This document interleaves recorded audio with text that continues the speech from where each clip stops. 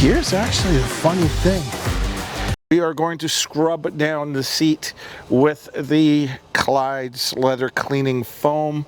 There is a bristle brush that is provided, like a horsehair brush to scrub it out, and then you wipe it down with the lint-free cloth, and then you see how well it cleans. Now, hopefully this resolves the issue and I don't have to go any further than that, but I do have a feeling that I am going to be applying some black pigment to this leather to bring it back to as what it is in the back of the SUV. So we'll see if this cleans it. Maybe it will, but I got a funny feeling we will have to end up putting some pigment down on it.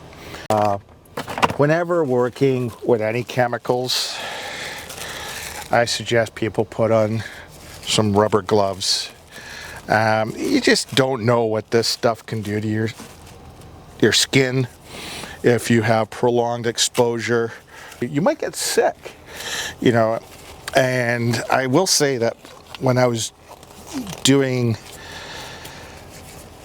the car cleaning on the Mercedes, and that's when I was using another product, and I won't mention the people's names, but I ended up feeling not too good after I did the car. I actually got sick, and it was a nurse friend of mine that said after she looked at what the chemicals were on the label, she goes, "You need to be wearing gloves."